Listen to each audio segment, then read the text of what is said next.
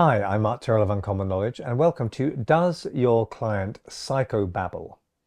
How to help the client who's heard it all.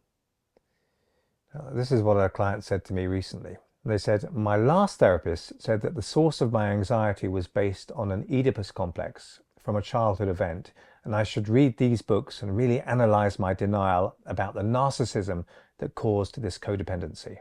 Now, you might have had clients like this who sounded like a self-help book, whose every other word was psychobabble or therapeutic jargon. And some of that's absolutely fine, but sometimes you get the feeling that it's actually getting in the way of simple perception and clarity. You know, maybe you've had clients that consistently refer back to the words and interventions of previous therapists, or maybe they've analyzed everything, dwelling on the minute details. And then when you try to help them with your own interventions, it can be difficult to find an inroad because they've seen, they see what you did there. They've seen it all before. They've already tried that and so forth. So you may be dealing with a client who's been over-theraped and swallowed psychobabble dictionaries. So how does someone become a professional client?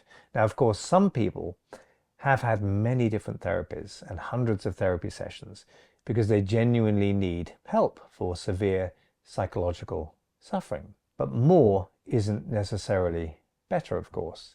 And the over-theraped may have become confused by all the theory that they've been fed. So the original complaint that led them to therapy may have been something quite simple, but it's been overcomplicated and over-theorized to death. And it's a persistent notion that psychological problems always have deep roots, and many people are easily persuaded that treatment needs to be complex and drawn out and long-term, and not to mention expensive. So ideally, therapy works fluidly behind the scenes. So we stop analyzing every thought or feeling and regain perspective instead of losing it to constant introspection, analyzing absolutely everything. If therapy instead becomes an intrusive reference point used in every situation, things have gone too far.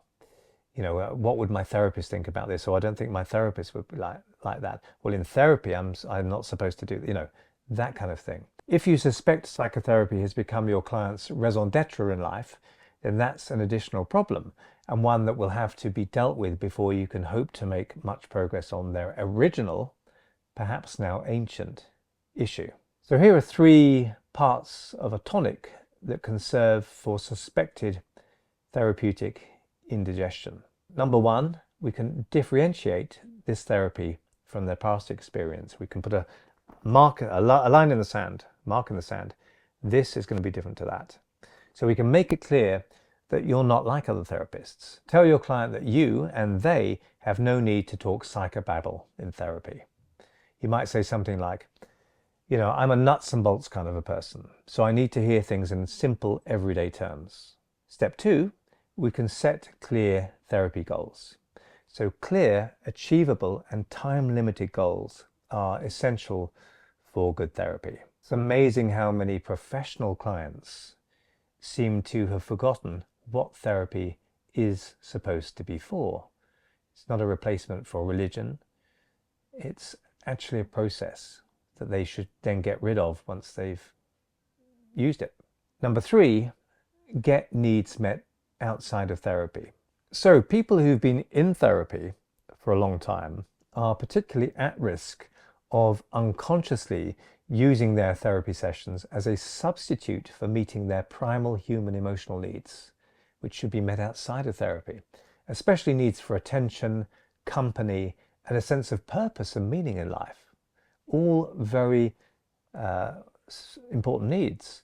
Now, clients may sometimes need your help switching over to meeting those needs outside the consulting room so that therapy itself doesn't become an expensive addiction for them.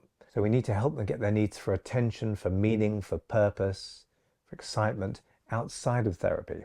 Therapy should be a solution, not part of the problem. I'm in no way suggesting that everyone who's had therapy before is like this, but the professional client will be recognizable to any therapist who's been around a while. And they may be quite unaware of the trap that they've fallen into. So I hope you found that useful, and if you did, please hit like and subscribe. And if you want to hear when my next video is published, hit the notification bell below this video. I'm Mark Terrell of Uncommon Knowledge, and if you'd like to subscribe to my email newsletter, you can find it over at unk.com/blog. That's unk.com/blog, and thanks for watching.